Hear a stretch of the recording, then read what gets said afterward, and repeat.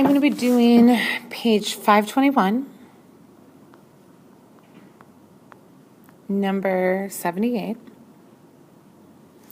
That was a question on the homework. Scientists collect data on the blood cholesterol levels per deciliter of blood of a random sample of 24 laboratory rats. A 95% confidence interval for the mean blood cholesterol level mu is 80.2 to 89.8.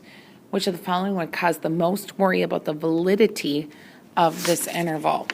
Now, I want to be clear that since n is less than or equal to 30, I said on the test or on a free response question, they will usually give you data. And you need to make a dot plot or a histogram or a stem plot, something to show me is it skewed or not. The biggest thing we want to watch for, usually everything is symmetric enough to proceed.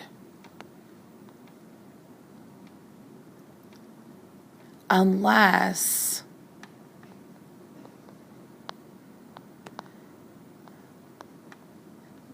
there is a strong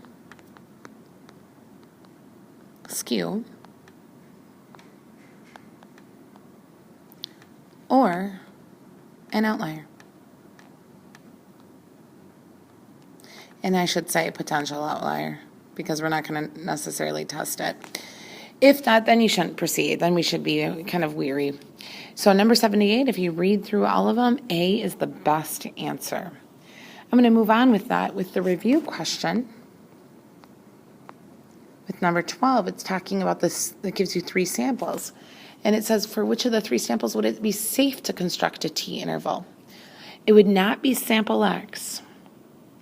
Sample X has n is equal to 20, so that's less than 30, but it has a strong outlier.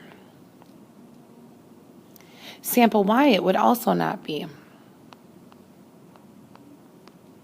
N is equal to 19, and there's a strong skew. If you look at sample Z, though, it's a small sample size. N is equal to 11, but the graph is symmetric enough.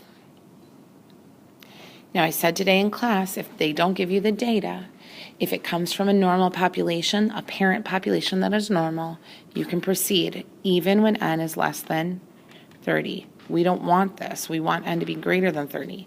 But if n is less than 30, if that happens, if the parent population is normal, you can proceed. Okay? And again, if they don't give you data, no data to graph.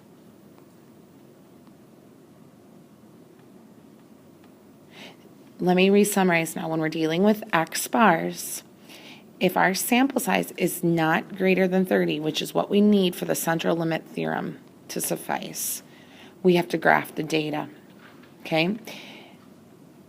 If it is less than 30, if you graph the data, if it's symmetric enough, it's okay to proceed. It is not okay to proceed if there's a strong skew or if there's an outlier. If there's no data to graph, make sure and check maybe the parent population is normal. If the parent population is normal, you can proceed. If it doesn't say the parent population is normal, you can assume the parent population is normal.